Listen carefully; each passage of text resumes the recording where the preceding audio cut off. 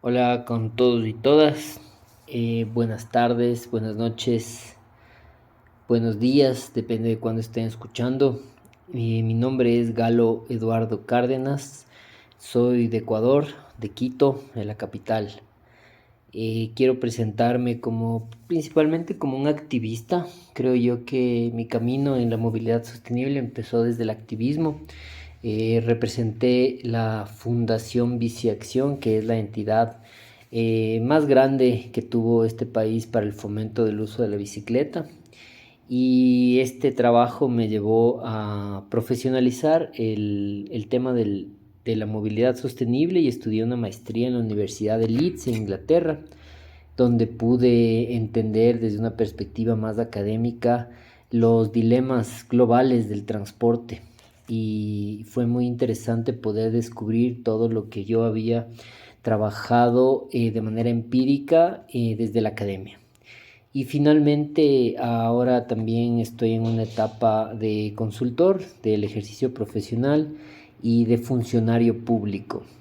Como funcionario público he podido trabajar en los distintos niveles de gobierno de este país, a nivel nacional, a nivel provincial y ahora a nivel urbano en ciudades. Quiero abordar el tema de los desafíos que presenta este país a través de un ejemplo práctico, un caso de cómo funciona algo que a veces se nos escapa del radar. Por ejemplo, las veredas en mal estado o los andenes o las banquetas, como le digamos a la infraestructura dedicada al peatón, están en mal estado. Las veredas están en mal estado, la gente no puede caminar, existe una accesibilidad baja, una caminabilidad baja en las ciudades del Ecuador. Y no sé en sus ciudades, no sé cómo, excepto conozco Buenos Aires, no sé cómo sería al interior del país o en otras zonas de la Argentina o de Sudamérica en general. No existe una planificación adecuada en torno a las veredas. Y cuando uno ve una vereda en mal estado, una banqueta, un andén, tiene que preguntarse por qué. Y la respuesta de por qué no tenemos veredas de alta calidad, seguras o infraestructuras similares, puede ser porque no tenemos presupuesto, puede ser porque no tenemos referencias de diseño, puede ser por interés político, porque no existe un interés sobre el tema de las veredas y la gestión de esta infraestructura. Y en el fondo de esto está la gestión urbana como tal a nivel de ciudad. En este país, cuando una vereda no funciona, no se construye, la competencia de la gestión de esta vereda está sobre las ciudades, a un nivel micro, los municipios. Los municipios en este país están regulados o regentados por un alcalde que se elige de votación popular. Y este alcalde tiene la competencia de la gestión de todo el tránsito, transporte y movilidad urbana en las ciudades. Así que en el caso práctico del estudio que les mencionaba, que me parece muy interesante analizar por qué tenemos malas veredas, el último responsable político y responsable incluso técnico es el alcalde. Pero si subimos y miramos hacia arriba, voy a decir, si es que existiera un arriba en la gestión pública entre las ciudades y los países, el país a nivel nacional, por ejemplo, no genera una política adecuada para la gestión de veredas, de infraestructura, de movilidad peatonal. No tenemos un manual de veredas, de cómo hacer una muy buena vereda en la ciudad. Tampoco tenemos modelos de gestión para mantener estas veredas o referentes para diseñar un sistema de conectividad peatonal. Y por supuesto que no se dedican presupuestos a nivel nacional para estas infraestructuras. Entonces podemos ver que en el siguiente nivel que les mencionaba, a nivel país, tampoco hay elementos para poder resolver estos problemas. Y en esta interacción creo que muchos de los problemas urbanos, en el caso del transporte, se expresan de manera mucho más clara. En Existe un nivel adicional en la ciudad que no me atrevo a mencionar porque es una competencia muy compleja, que es el nivel provincial, que está asociado a las zonas rurales de este país. Y las zonas rurales de este país también están bastante olvidadas, y en el mejor de los casos existe una autopista que puede, no, perdón, ni siquiera una autopista, y podemos encontrar una carretera lastrada, una carretera en el mejor de los casos asfaltada, que conecta dos zonas rurales. Pero, por ejemplo, las paradas de buses que existan por estas zonas, nadie las hace, simplemente se para en donde el conductor desee, y estos problemas a todo nivel, que yo los estoy intentando llevar la conversación hacia que sean problemas micro, hacia problemas que uno puede tener como ciudadano, son el reflejo de una falta de política a nivel nacional también. Creo que en Sudamérica en general tenemos unos ejemplos de gobernanza bastante diferentes, y la gobernanza como tal para la gestión de la movilidad urbana sostenible, menciono un concepto mucho más grande. Estas diferencias que tenemos en la gobernanza y en la forma como estamos gestionando la movilidad es interesante también analizarla, ¿no?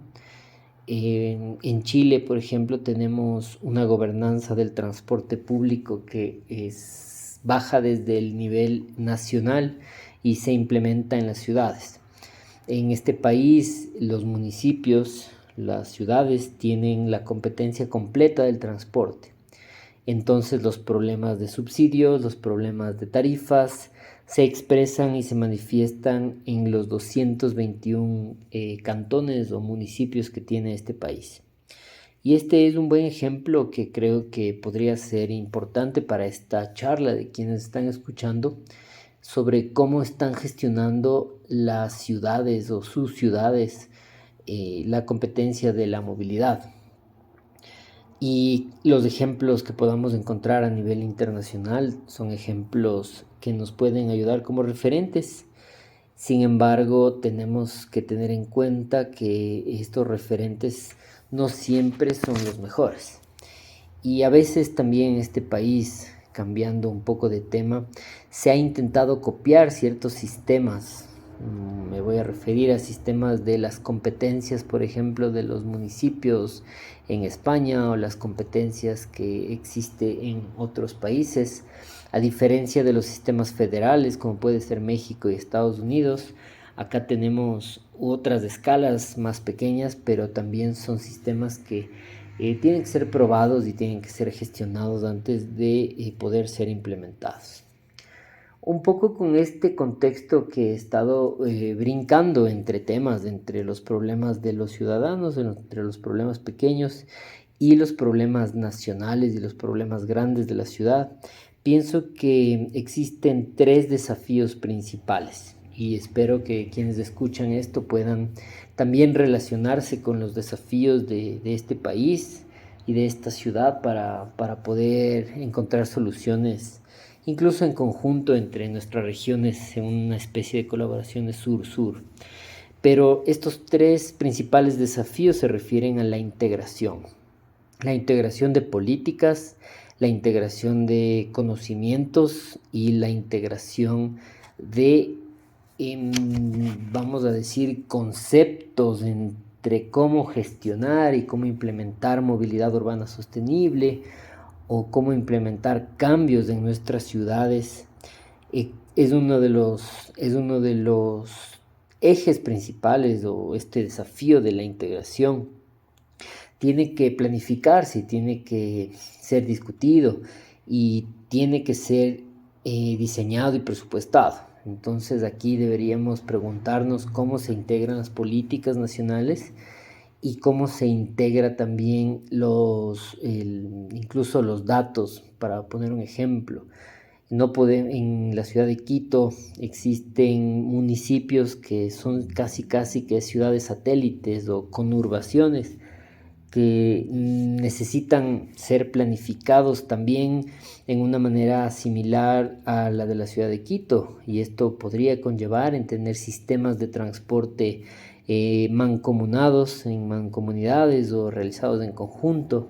Entonces esta integración me parece que es uno de los desafíos más importantes que tiene este país, tomando en cuenta que nuestra constitución ecuatoriana al momento y el sistema de competencias está desde el 2008. Esto quiere decir que no tenemos mucho tiempo, todavía podríamos decir que somos un experimento de cómo gestionar esta competencia y esta integración de políticas. El segundo aspecto que me parece importante es la planificación, y la planificación de las ciudades como tal a través de sus presupuestos, y poniendo el caso específico de la movilidad urbana sostenible, es compleja porque tenemos unos criterios, voy a decir interesantes, pero hay criterios para la planificación urbana sostenible que no siempre están anexados a los compromisos internacionales, como son los Objetivos de Desarrollo Sostenible, los ODS, o acuerdos que se han realizado, por ejemplo, en Hábitat, o acuerdos que se llegan en las COPs. Y esta falta de planificación muchas veces responde a visiones muy limitadas de los municipios o visiones muy limitadas a nivel nacional, y no es una planificación que tiene conceptos adecuados. Peor aún, esta planificación, para poner un ejemplo de los planes de movilidad de los municipios de este país, muchas veces se contradicen entre normas un poco más grandes como planes territoriales o planes de desarrollo. Entonces la planificación es uno de los retos más importantes para que tenga primero información o conceptos de avanzada o conceptos importantes, y tampoco es una planificación adecuada. Entonces este segundo aspecto o este segundo desafío creo que es algo que se debe trabajar a nivel técnico. Y si abrimos otro tema, otra capa, vamos a decir otra capa de complejidad al asunto, esta planificación casi nunca está presupuestada. Y sin una planificación y un presupuesto, en realidad no va a poder existir desarrollo y no va a poder existir el cambio de visión que requiere este país. Y tercero, el tercer desafío me parece que es la visión política y la visión, vamos a mencionar la voluntad política sobre el identificar el problema e intentar resolverlo como una prioridad. La movilidad urbana sostenible y la movilidad en nuestras ciudades requiere cambiar de orientación y cambiar de perspectiva, ¿no? Más de una vez hemos escuchado que las ciudades se han desarrollado alrededor del auto, pero como tal no solo hay que creerlo, sino esto tiene que transformarse en una visión política para mencionar que en nuestras sociedades latinoamericanas, quienes más se mueven en transporte público es la gente de menores recursos, y alojar recursos para el transporte público cierra estas brechas que ha abierto la planificación tradicional. Entonces la visión política y la voluntad política, que es la que tiene que guiar las conversaciones y guiar la ejecución de los presupuestos, tiene que estar siempre explícita, y esto conlleva también a que los ciudadanos empecemos a votar y a tomar decisiones sobre quiénes quieren que estemos quienes quieren que estén en esos cargos, representando de verdad las visiones que podrían llevarnos a un cambio. Este tercer aspecto se refiere o está mezclado con orientaciones referidas a ideologías políticas, pero también está referido a las coyunturas actuales sobre cómo votamos los ciudadanos, por qué votamos por nuestros políticos, Y estos aspectos me parece que los hemos escuchado y son un poco vox populi, pero no están siempre explícitos en las discusiones de movilidad. Con esto quiero concluir contándoles que intenté en este capítulo llegar a través de problemas específicos a elaborar un argumento sobre cómo funciona la gobernanza de movilidad en el Ecuador, cómo se puede integrar entre la planificación de ciudades y la planificación de país e incluso la planificación de las provincias para poder tener resultados de nuestras ciudades sobre los tres principales desafíos que me parecen a mí, que son la integración de la planificación, la integración de las políticas, la planificación adecuada y con conceptos fuertes que nos lleven a cambios, y el tercero, que puede ser un poco polémico, sobre la visión política y la forma como estamos eligiendo a nuestros representantes en los distintos niveles de gobierno. Espero que se hayan sentido identificados con nuestra realidad en la ciudad de Quito, en Ecuador. Somos un país que está luchando por el momento con apagones en el sector eléctrico, incendios, y más que nada estamos luchando por tener unas mejores ciudades y unos mejores países. Un saludo y muchísimas gracias.